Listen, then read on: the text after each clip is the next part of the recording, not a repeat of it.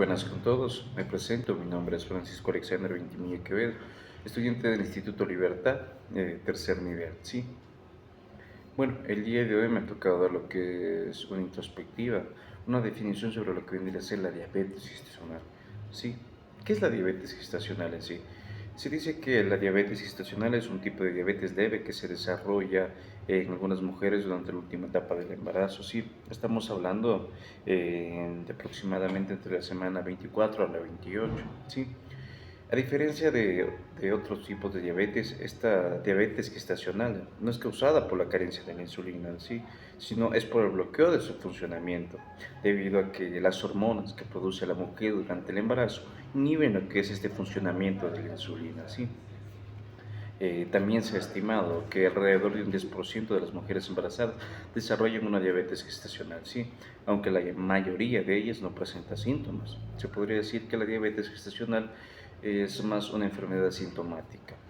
Y también es por ello que es necesario hacer controles de la glucosa para poder dictarla a tiempo, ¿sí? Mi nombre es Melanie Godoy. Yo les voy a hablar sobre los factores de riesgo para la diabetes gestacional.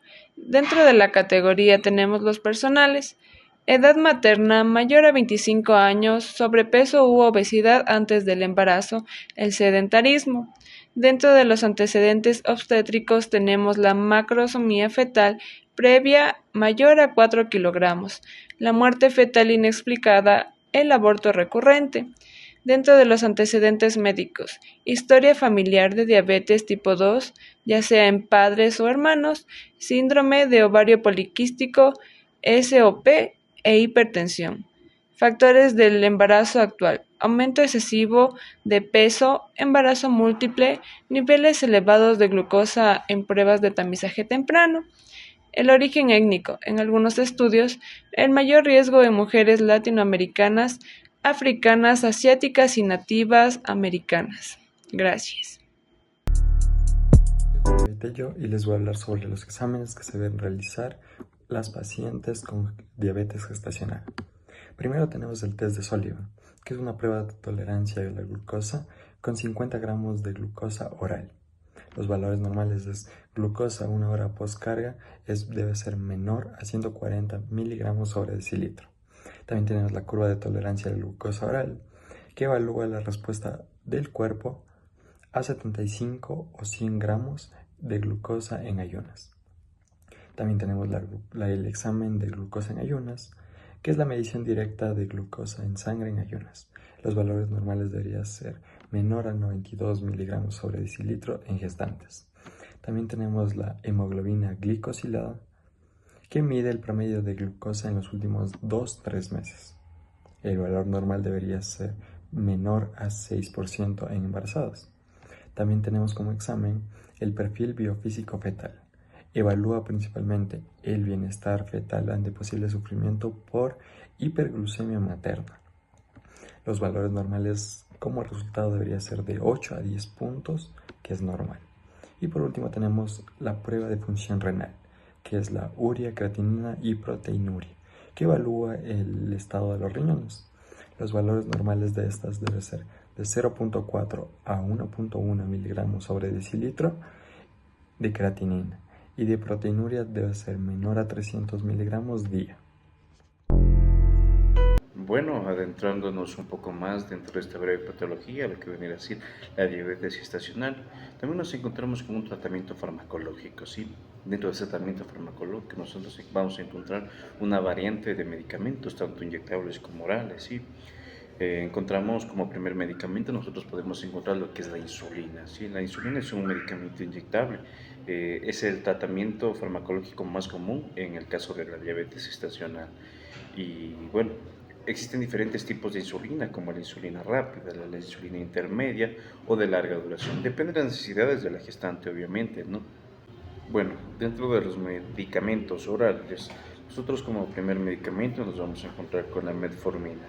La metformina es un medicamento antidiabético que activa lo que es una mayor sensibilidad hacia la insulina.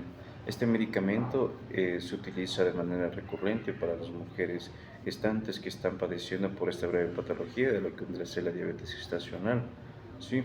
Pero sobre todo hay que reconocer que su uso prolongado puede traer lo que es varias complicaciones contra el gestante y obviamente contra la madre, así que el tratamiento debe ser totalmente controlado de forma rigurosa y sobre todo evaluado por el médico. Bueno, como segundo medicamento, también nos encontramos con la glibenclamida, que también es otro antidiabético. Uno de sus mecanismos de acción se podría decir que es activar una mayor sensibilidad para la captación de la insulina. ¿Sí?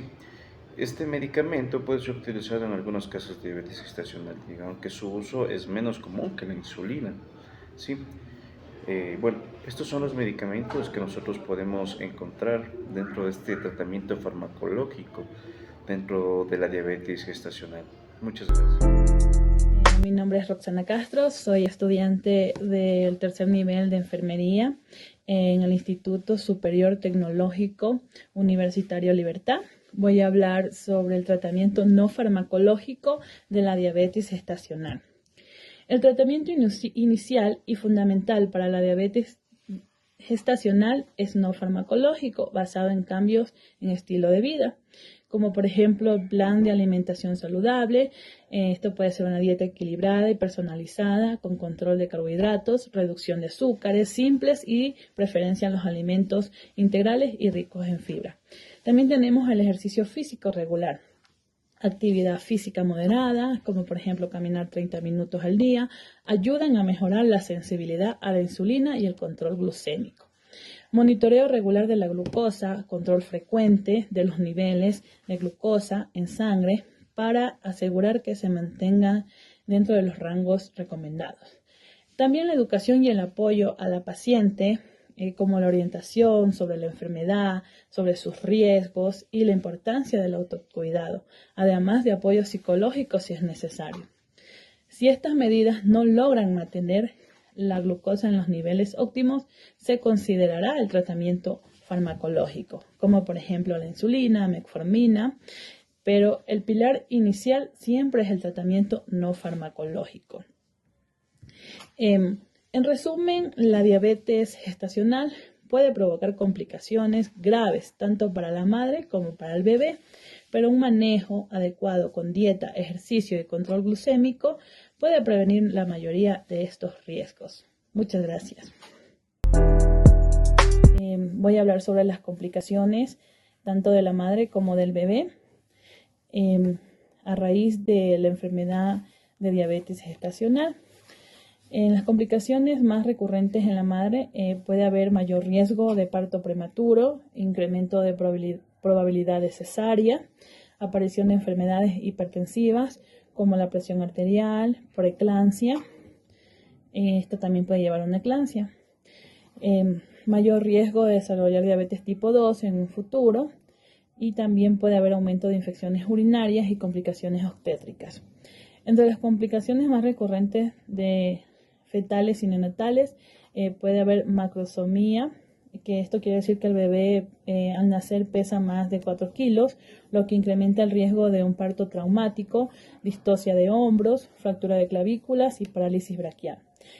También puede haber hipoglucemia neonatal, esto quiere decir bajos niveles de glucosa en sangre tras el nacimiento, que puede provocar convulsiones si no se trata. Síndrome de dificultad respiratoria, este problema grave es para respirar para el recién nacido. Mayor riesgo de obesidad y diabetes tipo 2 en la vida futura del niño. Mayor incidencia de malformaciones congénitas, especialmente si hay mal control glucémico en etapas tempranas del embarazo. También puede haber poliglobulia y asfixia peritoneal por hipoxia crónica.